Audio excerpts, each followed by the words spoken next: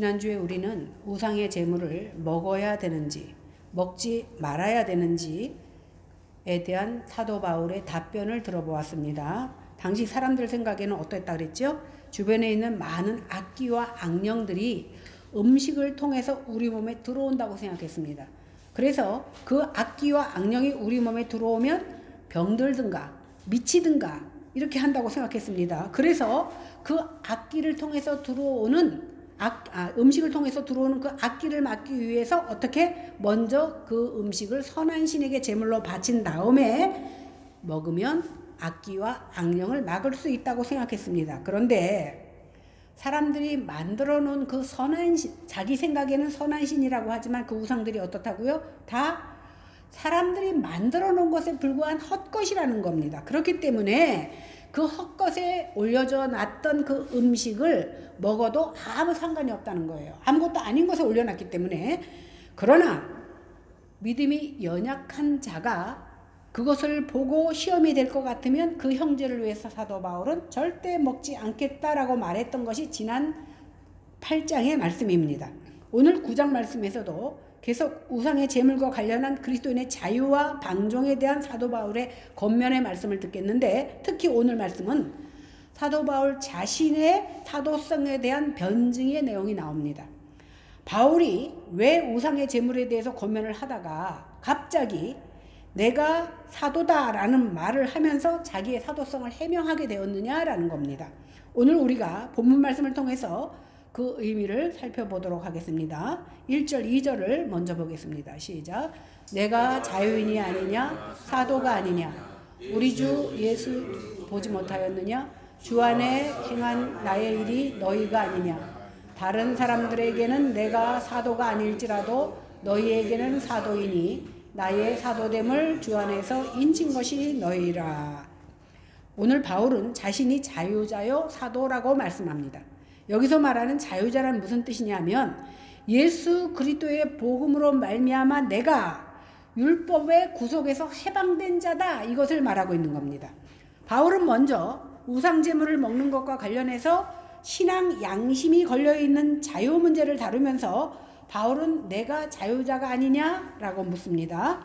바울은 우상의 제물은 먹고 안 먹고의 문제가 아니라 먼저 그리스도인이 신앙하는 하나님에 대한 인식부터 바르게 갖는 것이 중요하다는 걸 말하고 있는 겁니다. 우상은 실제로 존재하지도 않을 뿐더러 아무것도 아니기 때문에 피조물의 형상에 불과한 것이기 때문에 사람들이 그것을 경배하지만 사실은 헛된 짓이라는 겁니다. 그러나 오직 하나님은 살아계시며 유일하신 하나님이신 것을 강조하고 있습니다. 그분은 만물을 창조하신 분이시며 우리를 당신의 형상대로 만드셨습니다.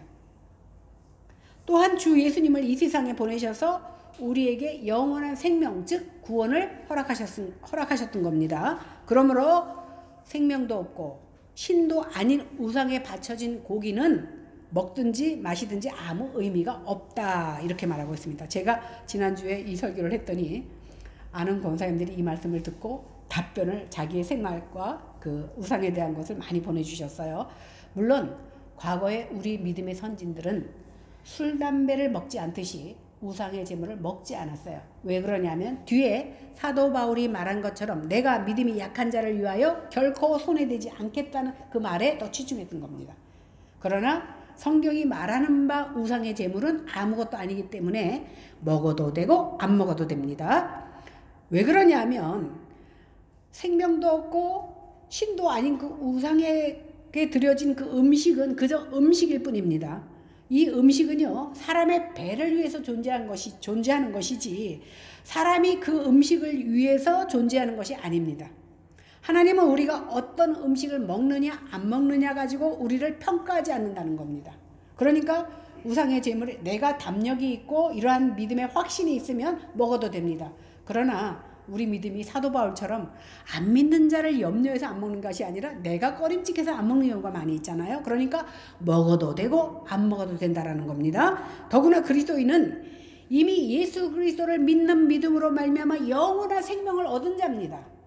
이 영원한 생명을 얻은 자가 그 우상의 제물로 써여졌던 그 고기를 먹느냐 안 먹느냐 때문에 달라질 것이 하나도 없다라는 거예요. 내가 우상의 제물을 먹었기 때문에 구원에서 탈락되는 것도 아니고, 그러니까 우리는 염려하지 말아도 됩니다. 그리스도인은 예수 그리스도께서 구속을 이루심으로 자기 안에 있는 모든 사람을 율법의 정죄로부터 해방된 자유인인 겁니다.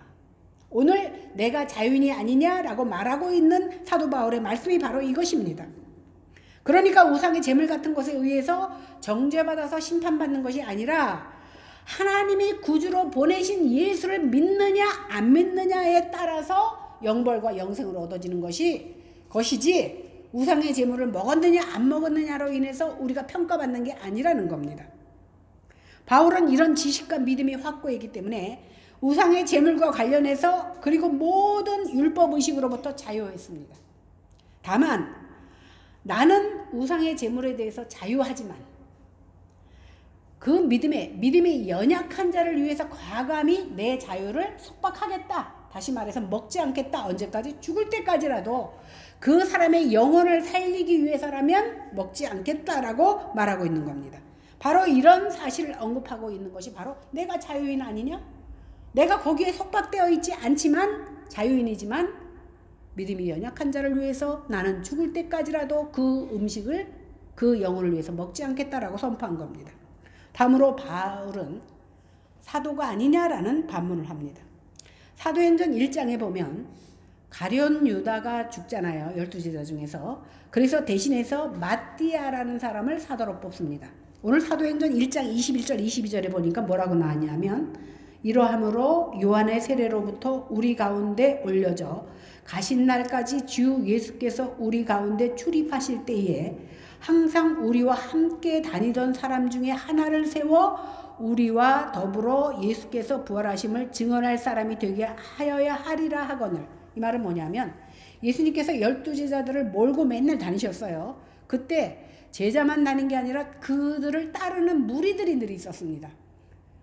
맹신자처럼 따르던 사람들 중에서 마띠아를 뽑았어요. 그러니까 여기 사도의 조건이 뭐냐면, 먼저는 항상 함께 다니던 사람, 예수님과 늘 근접해서 같이 다니던 사람이어야 되고, 또 다른 하나는 뭐냐면 모든 공생애와 십자가의 죽음과 부활을 목격한 증인이어야 된다는 거예요. 다시 말해서 사도의 자격은 예수님과 함께 다녔고, 그 다음에 예수님의 죽음과 부활을 증언할 수 있는 사람이 사도의 자격이 된다라는 겁니다. 이런 점에서 보면 바울은 어땠습니까? 예수님을 따라다니지도 않았고, 오히려 예수님을 믿는 사람들을 잡아서 옥에 가두는 악한 자의 편에 섰던 사람이 바로 사도 바울입니다. 그래서 어떤 학자들은 바울은 절대 사도가 될 수 없다라고 말합니다. 그러나 다른 제자들과는 달리 다메섹 도상에서 부활하신 예수님을 직접 만나서 회심한 사람이 누굽니까? 사도 바울입니다. 그 사건 하나만 가지고도 특별히 사도의 자격을 얻을 충분한 이유가 된다라고 말하고 있는 겁니다. 또 다른 하나는 뭐냐면, 고린도 교인들에게 바울이 고린도 교회에 가서 바울이 전한 복음으로 말미암아 많은 영혼들이 하나님 앞에 돌아왔습니다. 그들이 그리스도인들이 되었다는 겁니다. 이러한 이유로 혹시 다른 지역의 사람들, 그러니까 나로 인해서 복음을 받지 않는 다른 지역의 사람들은 너 사도가 아니야 라고 말할 수 있을지라도 너희들은 그럴 수 없다는 거예요. 왜?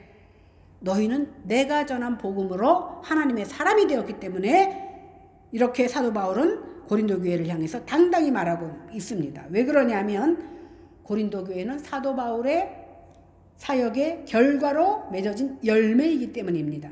고린도 교회는 사도 바울이 2차 전도 여행을 통해서 1년 6개월 동안 머물면서 전도해서 세워진 교회가 바로 고린도 교회입니다. 그러므로 고린도 교회 사람들이 바울의 사역을 통해서 주님 안에 들어오게 된 것이 바울이 사도됨의 증거다라는 겁니다. 바울이 자신이 자유자이지만 사도인 것을 부각시키신 이유는 뭐냐 하면, 자신이 누리고 있는 자유가 자기가 주로 섬기고 있는 그리스도에게서 나온 것임을 그들에게 확인시켜 주는 것입니다. 고린도 교회도 바울이 누리고 있는 똑같은 자유를 너희도 누리기를 원한다라는 의미입니다. 3절 4절을 같이 보겠습니다. 시작. 나를 비판하는 자들에게 변명할 것이 이것이니 우리가 먹고 마실 권리가 없겠느냐. 여기서 비판한다, 변명한다, 이 말은 법정에서 쓰는 용어입니다. 마치 검사가 죄인의 죄를 끄집어낼 때 그 죄인을 다루듯이 쓰는 것처럼 많은 사람들이 바울의 사도성에 대해서 아주 집요하게 추궁한다라는 겁니다. 이에 사도 바울은 자기를 변증할 수밖에 없습니다. 왜 그러냐 하면 이렇게 변증해야 되는 이유는 내가 사도인 것을 나타내려고 하는 것이 아니라 그의 전한 복음의 순수성과 완전성이 회복되기 때문입니다. 또한 그가 잘못된 사람이라면, 사도가 아니라면 고린도 교회가 세워진 것 자체가 잘못된 것이 되고 맙니다. 그래서 그는 이제 내가 사도인 것을 비난하는 자들을 통해서 변증하는데 첫 번째 변증하는 것이 뭐냐 하면 여기 뭐라고 얘기합니까? 아무 것이나 원하는 것을 먹고 마시는 자유로운 권리와 의무를 얘기하는데, 지금 바울이 말하고 있는 것은 내가 아무 것이나 먹고 그 우상의 제물에 대해서만 얘기하는 것이 아닙니다. 여기서 말하는 것은 뭐냐면 내가 사도면 교회 공동체로부터 먹을 것과 마실 것과 생활할 것을 받을 권리를 말하는 거예요. 그러니까 보통 말하는 아까 그 우상의 제물과 연결해서 말하는 것이 아니라, 보통 사람들이 먹고 마시는 것을 말하는 것이 아니라 내가 사도기 때문에 교회로부터 당연히 먹고 마실 음식을 공급받고 생활비를 받을 수 있는 권리를 말하는 겁니다. 사실 사도 바울도 데살로니가 교회나 빌립보 교회의 헌금을 통해서 생활을 했던 적이 있습니다. 그러나 바울은 자신이 직접 텐트를 만든 일을 통해서 생활비를 벌고 사역비를 마련했다는 것을 우리는 성경을 통해서 잘 알고 있습니다. 5절에서 7절을 보겠습니다. 시작. 우리가 다른 사도들과 주의 형제들과 게바와 같이 믿음의 자매된 형제를 데리고 다닐 권리가 없겠느냐? 어찌 나와 바나바만 일하지 아니할 권리가 없겠느냐? 누가 자기 비용으로 군 복무를 하겠느냐? 누가 포도를 심고 그 열매를 먹지 않겠느냐? 누가 양떼를 기르고 그 양떼의 젖을 먹지 않겠느냐? 전주교회에서는요, 베드로가 독신이라서 그 예수님께서 반석 위에 교회를 세우리라고 했잖아요. 그래서 반석 때는 게바가 총각이기 때문에 자기 그 신부들도 결혼을 안 합니다. 그런데 오늘 보니까 여기서 베드로가 결혼했다는 사실을 확인할 수 있습니다. 뿐만 아니라 다른 사도들도 결혼해서 그들의 아내들과 함께 복음 전파 사명을 감당했다라는 것을 우리 알 수 있습니다. 그죠? 여기 주의 형제들 이렇게 나오잖아요. 그죠? 다른 사도들과 주의 형제들. 여기 주의 형제들은 진짜 예수님의 그 육신적인 형제를 말하는 겁니다. 복음을 바로 전하기 위해서 제가 말하는 거지 천주교를 뭐 까거나 이런 건 아니에요. 천주교에서는 마리아가 성녀다, 끝까지 자손을 낳지 않았다라고 얘기하는데, 성경에 보니까 주의 형제들 그러는데 요셉과 마리아는요, 야고보, 요셉, 시몬, 유다 이렇게 4명의 아들을 뒀고 딸도 둘이 있었습니다. 그러니까 예수님 외에 6명, 예수님까지 합하면 7명의 자녀가 있었다라는 겁니다. 신약에 야고보서와 유다서를 기록한 자들이 바로 예수님의 젖동생, 젖을 같이 먹고 자란 동생이에요. 그래서 야고보와 유다서에는 예수님의 동생 야고보라는 것이 나옵니다. 또한 나머지 형제들도, 야고보는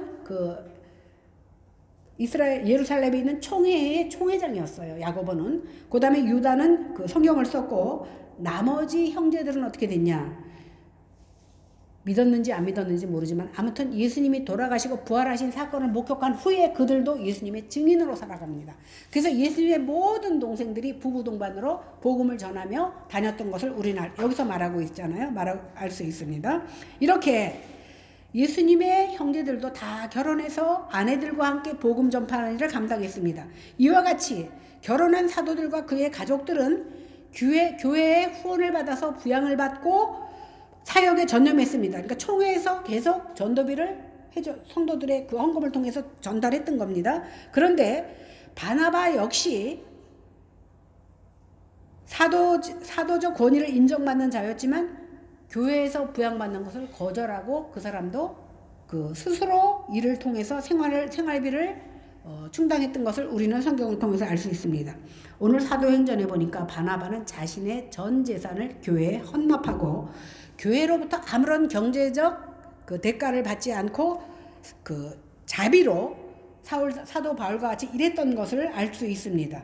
그러니까 바울은 나와 바나바도 역시 사도로서 복음 전파에 전념하기 위해서 교회로부터 부양을 받을 권리가 있었지만 그 권리를 우리는 안 가졌다라고 말하고 있는 겁니다.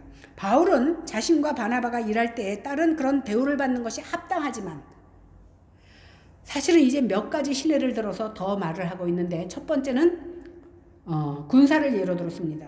누가 자기 돈을 쌓고 다니면서 군대 갑니까? 군대 가는 아들 군대 가는 것도 보내기 싫은데 군대에서 몇 년 있을 동안 생활비를 다 집에서 대줘야 된다면 보낼 자식이 어디 있겠습니까? 그러니까 쌓고 다니면서 군대 생활하는 사람이 어디 있느냐. 또 누가 땀을 흘려서 포도를 심고 애써 수확을 했는데 그 열매를 먹지 않겠느냐. 농부는 당연히 자기가 농사 지은 것을 먹을 권리가 있습니다.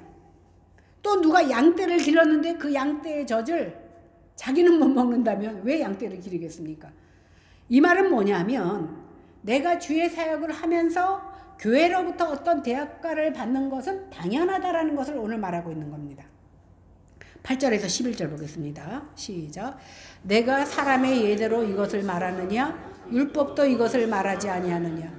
모세의 율법에 곡식을 밟아 떠는 소에게 망을 씌우지 말라 기록하였으니 하나님께서 어찌 소들을 위하여 염려하심이냐? 오로지 우리를 위하여 말씀하심이 아니냐? 과연 우리를 위하여 기록된 것이니 밭 가는 자는 소망을 가지고 갈며 곡식 떠는 자는 함께 얻을 소망을 가지고 떠는 것이라. 우리가 너희에게 신령한 것을 뿌렸은즉 너희의 육적인 것을 거두기로 과하다 하겠느냐. 당시에 그 팔레스타인 사람들은 곡식을 떨 때 방아를 돌렸습니다. 그 방아를 돌리는 데 사용한 가축이 바로 소입니다. 이 관습은요, 애굽에서부터 시작된 것인데 애굽 사람들은요, 곡식을 떨면 곡식이 막 떨어지잖아요.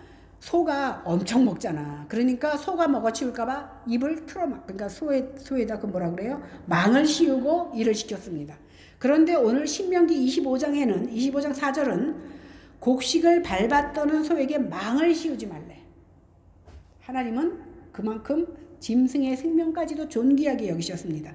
소들이 일하다 굶주리면 자신이 일하는 현장에서 땅에 떨어진 거 먹게 놔두라는 겁니다. 그런데 이 말씀을 하시면서 단순히 이것이 소만을 위해서 하는 얘기냐? 하나님의 일을 하는 사람도 소와 마찬가지로 그 현장에서 먹을 것을 제공받을 권리가 있다는 것을 말씀하신 겁니다. 타작마당에서 일한 소에게 주인은 그 대가로 먹여줘야 돼. 굶기면서 일할 수 없다라는 겁니다. 이것이 당연한 것처럼 밭 갈고 타작하는 자가 추수한 몫을 요구하는 것은 당연한 것이라는 겁니다. 마찬가지로 그리스도의 복음을 위해서 일하는 일꾼의 경우도 똑같다라고 말합니다. 그래서 그리스도의 복음을 위해서 일하는 일꾼은 그 대가로 교회로부터 생활비를 받아서 생활할 수 있게 만드신 겁니다. 성전에서 봉사하는 제사장들을 볼 때도 그렇습니다. 하나님께서는 구약시대에 성전에서 봉사하는 제사장들에게 하나님께 드린 제물 가운데 그 일부를 그들의 분깃으로 주셨습니다. 그것은 제사장들은 오직 하나님의 일만 전념하기 때문에 하나님께서 다른 분깃을 그들에게 허락하지 않았기 때문에 분깃을 허락받은 11지파가 일을 하여서 11조를 내어서 성전의 일과 성전에서 일하는 제사장들을 먹을 수 있도록 주신 겁니다. 신약시대에는 그리스도의 복음을 위하여 일하는 자들이 그 수고한 결과로 응분의 대가를 받을 수 있었습니다. 따라서 주의 사도인 바울은 당연히 자신이 받을 권리를 주장할 수도 있었고 교회로부터 대우를 받아서 생활할 수도 있었습니다. 그러나 바울은 능히 자기의 권리를 주장하며 그 대우를 받지 않고 그 대우를 받을 자유와 권리가 분명히 있었지만 어떻게 했습니까? 스스로 천막 치는 일을 하면서 돈을 벌어서 사역했던 것을 우리는 알 수 있습니다. 12절에서 14절 보겠습니다. 시작. 다른 이들도 너희에게 이런 권리를 가졌거든 하물며 우리일까 보냐. 그러나 우리가 이 권리를 쓰지 아니하고 범사에 참는 것은 그리스도의 복음에 아무 장애가 없게 하려 함이로다. 성전의 일을 하는 이들은 성전에서 나는 것을 먹으며 제단에서 섬기는 이들은 제단과 함께 나누는 것을 너희가 알지 못하느냐. 이와 같이 주께서도 복음을 전하는 자들이 복음으로 말미암아 살리라 명하셨느니라. 바울은 다른 사람들처럼 자기도 교회에서 생활비 받는 것이 마땅하지만 이 권리를 사용하지 않고 범사에 참았다라고 말하고 있습니다. 여기서 참는다는 말이 헬라어로는 스테고라고 하는데 참았다 그러니까 견딘다라는 말도 있지만 여기서는 아예 덮어버린다. 포기했다라는 거예요. 그 이유는 그리스도의 복음에 아무 장애가 없게 하려는 것 때문입니다. 왜 그러냐면 오늘 고린도 교회 교인들은 사도 바울의 복음을 받아서 하나님의 자녀가 되었어요. 그런데 다른 지역에 있는 사람들이 뭐라고 그랬어요? 제가 무슨 사도야. 저 사람은 예수님을 따라다니지도 않았고 부활을 목격하지도 않았고 죽음을 목격하지도 않은 사람이기 때문에 사도가 아니라고 비판했습니다. 그러다 보니까 그는 더 자기의 권리를 갖지 않았던 겁니다. 그래서 그 이유가 뭐라고? 그리스도의 복음에 아무 장애가 없게 하려는 것 때문에 자신이 수고하며 일을 하면서 복음을 전했던 겁니다. 즉 자신이 그리스도의 복음을 위해서 일을 하고 있지만 당당히 교회의 생활비를 요구할 그런 자격이 있지만 교회의 재정적인 어려움으로 인하여서 행여 그들의 관심이 복음을 떠나버릴까 봐 염려했던 겁니다. 사실 이러한 일은 교회가 온전히 세워지면 경우는 다릅니다. 사실 그 천주교나 이단의 그 이상구 박사 있는데 어딘가 생각이 안 나는데 그런 데는 헌금이 다 총회로 가서 똑같이 분배가 돼요. 그러니까 내가 작은 교회를 하든 큰 교회를 하든 똑같은 사역비를 받고 하니까 사명을 감당하기가 쉽습니다. 근데 우리 개신교회는 개교회주의다 보니까 큰 교회는 엄청난 그 부를 누리고 작은 교회는 먹을 것이 없어서 쩔쩔매는 그런 그 현상을 볼 수 있는데 사실 복음 앞에 우리는 공정해야 된다라는 생각을 합니다. 그래서 저는 개인적으로 저는 큰 교회를 감당해 보지는 않았지만 목회자들에게 저 생각은 하지 말아야 될 것들이 저는 기준에 있습니다.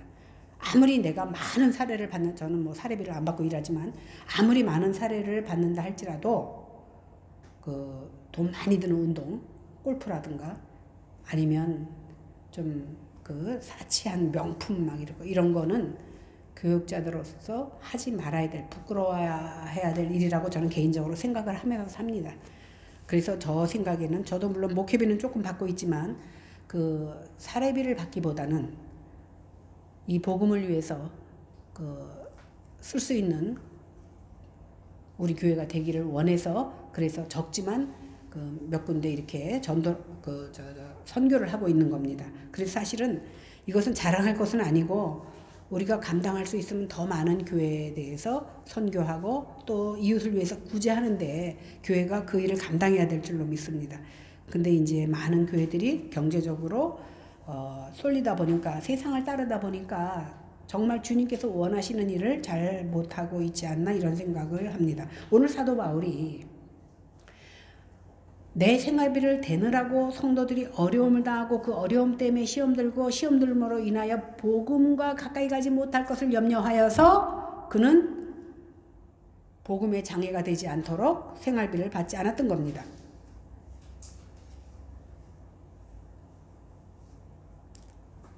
이제 교회가 어느 정도 좀 커지면 사실은 그 초대교회가 있는 자나 없는 자나 다 돈을 거쳐서 똑같이 나눠 썼던 거와 마찬가지로 공산주의가 사실은 거기서 나왔거든요. 마찬가지로 이 지체가 어려울 때 저 지체가 돈을 내서 함께 협력할 수 있는 것이 바로 교회가 돼야 됩니다. 곧 자기 몸을 위해서 마땅한 일, 그러니까 결국은 누군가가 희생하고 있는데 나는 사업하느라고 못하고 있다면 내가 물질을 대서 모든 일을 감당할 수 있게 하는 것이 바로 교회 사역이어야 됩니다. 이와 같은 섬김은요, 그리스도의 복음을 위해서 수고하는 사도와 동역자들에게도 행해져야 되기 때문에 우리가 조금 더 수고해서 많은 것을 거둬서 동역자들이나 복음을 전파하는 자들에게 주어야 됩니다. 왜? 내가 하지 못하지만 그 일을 그 사람들이 대신하고 있기 때문입니다. 그러면 왜 사도 바울은 자신이 사도의 권리를 내세울 경우에 교회가 그리스도의 복음에서 멀어질 것을 염려했고, 교회에 누를 끼치거나 교회의 짐이 될까를 염려해서 자신의 손으로 직접 일해서 생활할 뿐만 아니라 오히려 동역자들의 생활비까지 대주었냐는 것을 생각해 봐야 됩니다. 그것은요, 그야말로 고린도 교회는 새로 개척했으니까, 또 이제 새로 예수를 믿기 시작했으니까 어떤 교회예요? 개척교회잖아요. 어려운 미자리 교회잖아요. 그래서 교회의 약한 형편을 생각해서 그렇게 했다는 겁니다. 비록 처음에는 믿음이 들어가서 하나님을 사랑하는 마음에 뜨거워서 바치기를 즐겨하고 기쁨으로 그 일을 했다 할지라도 자꾸 경제적으로 부담을 느끼게 되면 어떻게 됩니까? 점차 마음이 힘들어지고, 그러다 보면 점차 하나님 앞에 신경 써야 될 것이 어떻게 됩니까? 멀어지게 된다는 사실이에요. 그래서 또한 자신이 교회로부터 생활비를 받음으로써 거짓 교사들이, 그러니까 교인들이 어려움을 생각한 것도 있고, 또 하나는 거짓 교사들이 그거 봐라, 너 그 생활비 때문에 그 일을 하고 있는 것이 아니냐라고 비판하는 것을 염려해서 오히려 복음을 위해서 그는 자기 스스로 일을 하면서 권리를 포기했다라는 겁니다. 거짓 교사들이요, 자꾸 말하면 이 거짓 선동이 그렇습니다. 한두 번 들을 때는 저거 잘못됐는데 거짓 선동인데 라고 생각하지만 자꾸 듣다 보면 어디 나도 모르게 세뇌가 돼서 거기에 흡수됩니다. 흡수되다 보면 그럴 수도 있겠네. 여지껏 사도 바울이 정말 복음을 위해서 우리에게 희생한 줄 알았더니 결국은 자기 배를 채우기 위해서 아니야? 라고 오해하게 됩니다. 그러다 보면 사도 바울이 아무리 훌륭한 복음을 전한다 할지라도 그 복음에 흠집이 생기게 됩니다. 흠집이 생기면 어떡합니까? 듣는 자들이 귀를 막아버립니다. 그렇게 되면 복음이 전파되지 않은 것을 두려워해서 바울은 비록 자신이 사도의 권리를 정당하게 요구할 수 있지만 복음을 위해서 그렇게 하지 않았다라는 겁니다. 바울은 그리스도의 복음에 장애가 없게 하기 위해서 자신이 누릴 수 있는 권리마저, 자유마저 포기했습니다. 바울은 아무런 대가 없이 그리스도의 복음을 전할 때에 한 영혼이 구원받는 그 감사, 여러분 우리가 전도하는 사람 왜 하는 줄 아세요? 우리 권사님 전도 많이 하시다가 지하철에서 쫓겨나고 각서 쓰고 몇 번씩 각서 쓰고 나오고 그러셨어요. 그런데 왜 전도하세요? 한 영혼이 그리스도에게로 돌아오는 것을 볼 때 그 기쁨은요, 내가 많은 것을 누렸을 때 갖는 그 기쁨과 비교할 수가 없습니다. 그 기쁨을 사도 바울은 내가 대가를 받지 않지만 그 기쁨을 대가로 여겼다라는 거예요. 그래서 그리스도의 복음을 전할 때 얻는 그 기쁨을 물질 문제로 인해서 잃어버리는 것보다 차라리 그 기쁨을 내가 하나님이 주시는 기쁨의 대가로 여겼다라는 겁니다. 그렇기 때문에 바울은 자신의 권리를 요구하는데 마음을 쓰지 않은 겁니다. 그는 다만 복음을 전하는 데만 온 신경을 썼습니다. 그가 복음을 전한다 해서 그에게 어떤 특별한 명예가 주어지는 것도 아닙니다. 오히려 주어지는 것은 고난이요 박해입니다. 우리가 사도행전을 쭉 읽다 보면 그는 3차 전도여행을 통해서 죽을 뻔할 만큼 태창으로 매를 맞고 나중에는 죽은 줄 알고 가만히 싸서 쓰레기장에 버렸던 것을 우리는 볼 수 있지 않느냐는 겁니다. 오히려 그는 복음을 전하면서 대접받기는커녕 죽을 고비와 굴욕을 당했지만, 그러나 그는 복음 앞에 지지 않고 복음을 위해서 살았던 사람입니다. 또한 그는 만일 복음을 전하는 일을 내가 그만둔다면 나 자신에게 화가 미칠 것을 알았습니다. 왜 그렇습니까? 자신이 이방인의 사도로 하나님의 부르심을 받아 사도가 되었다는 사실을 알았기 때문입니다. 그래서 그는 항상 자신을 복음의 빚진 자로 여겼습니다. 그러므로 주께서도 복음 전하는 자들이 복음으로 말미암아 살리라 말씀하셨던 것처럼 복음으로 말미암아 사는 것이지 세상 배를 채우고 세상의 권력으로 인해서 사는 것이 아닌 것을 오늘 사도 바울은 또 말하고 있습니다. 두 번째, 바울은요, 내가 원해서 이 일을 하는 것이 아니야. 사도 바울은 오히려 예수 믿는 자를 잡아 죽이고 자기 명예를 올리려고 했던 사람입니다. 그런데 하나님께서 택하셔서 사도로 맡겨주셨음을 알았기 때문에 자기 권리를 주장하지 않고 오직 복음을 전하는 데만, 복음을 전하는 데서 받는 그 기쁨을 보수라고 여기면서 살았던 겁니다. 이처럼 우리 주님께서도 복음을 위해서 일하는 사람들은 복음으로 인하여서 그 생계를 이어갈 수 있도록 명하고 있습니다. 오늘 마태복음 10장 10절에 보면 여행을 위하여 배낭이나 두보롯이나 신이나 지팡이를 가지지 말라. 이는 일꾼이 자기의 먹는 것을 받는 것이 마땅함이라. 저희 사촌 동생이 한 오랫동안 목회를 하는데, 저희가 강원도에서 목회할 때 청년들 데리고 전도 여행을 와요. 그러면 제가 아침에 도시락을 싸주려고 그러면 반대합니다. 요 말씀을 지키려고. 복음을 전하다 주면 먹고 안 주면 굶고 저녁 때 옵니다. 그래서 굶고 저녁 때 오면 제가 밥을 해주고, 또 굶지 않은 경우도 있고, 누가 뭐 이렇게 수고했다고 헌금을 내는 사람도 있고 음식을 준대요. 그러면 그것을 먹고, 그 청년들이 뜨거운데 전도하면서도 이것을 실천하기 위해서 그랬던 것을 제가 기억이 나는데, 오늘 성경에서도 복음을 전하는 자가 자기 먹을 거 싸들고 다니지 말라고 말한 겁니다. 이처럼 복음을 위해서 일하는 자는 마땅히 부양받을 권리가 있는 겁니다. 그러니까 전도하러 온 사람들 빈입으로 보내지 말고 뭘 주라는 거예요. 바울이 자신의 권리를 왜 이처럼 강조했는지 15절 같이 읽겠습니다. 시작. 그러나 내가 이것을 하나도 쓰지 아니하였고 또 이 말을 쓰는 것은 내게 이같이 하여 달라는 것이 아니라 내가 차라리 죽을지언정 누구든지 내 자랑하는 것을 헛된 대로 돌리지 못하게 하리라.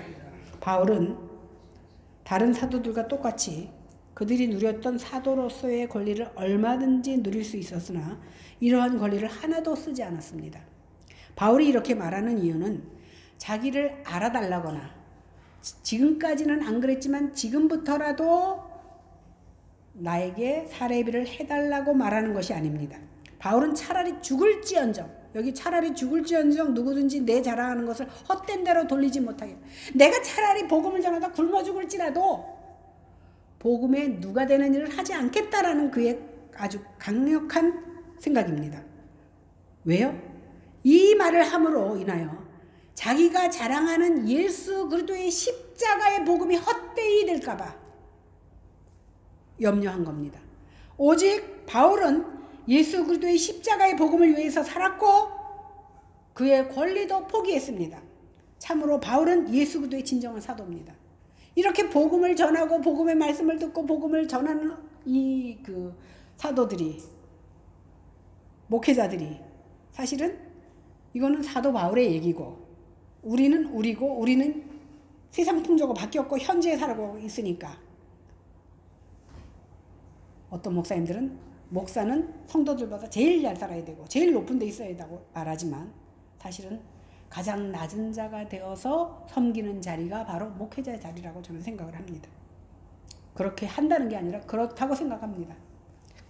이 시간 성령 하나님께서 우리에게 은혜 주셔서 이 사도 바울의 말씀이 사도 바울의 말씀으로 끝나면 안 됩니다. 오늘 사도 바울의 말씀이 우리들 한 사람 한 사람에게 복음으로 심겨져서 내 남은 인생 살아갈 때에 세상 사람들과 다를 바 없는 모습으로 살아가는 것이 아니라 사도 바울처럼 복음을 위해서는 내가 희생되고 내 권리를 빼앗기고 내 자유가 속박당한다 할지라도 복음을 위하여 내 자유로 그 자유를 속박할 수 있는 그런 믿음이 되기를 바랍니다. 그래서 우리들을 통해서 복음이 온전히 이 세상에 전달되어지는